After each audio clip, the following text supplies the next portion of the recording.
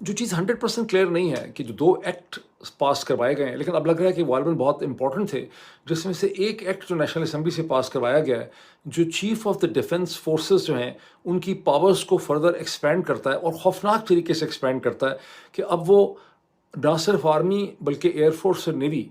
Navy میں صرف air force کے چیف اور نیوی کے چیف کو چھوڑ کے جتنے بھی آفیسر ہیں آرم فورسز آف پاکستان کے، ان کی ہائرنگ، ان کی فائرنگ، ان کی پروموشن، ان کی پلیسمنٹ، ان کا ڈسپلن، ان کا ریزگنیشن، ان کی چھٹی، ان کی ہر چیز جو ہے وہ اب جنرل عاصم منیر کی دسترس میں ان کے کنٹرول کے اندر چلی گئی۔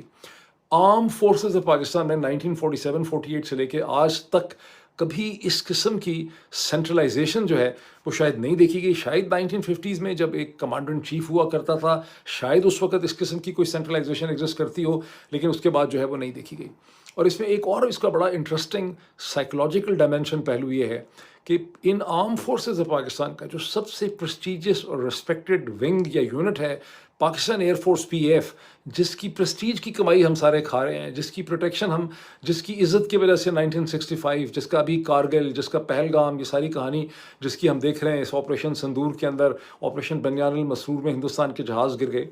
اس ایئر فورس میں جس میں آفیسر ہی بڑے تھوڑے ہوتے ہیں، اس ایئر فورس کو اب ایک ایسے شخص کے نیچے دے دیا گیا ہے جو اسی ایئر فورس میں ایک سٹیج پہ ایک ایئر مین تھا، جو ایئر فورس آفیسر نہیں بن سکا، جو آرمی میں PMA کے ذریعے نہیں آیا بلکہ OTS کے ذریعے آیا۔ یہ بھی ایک شاکنگ قسم کی صورتحال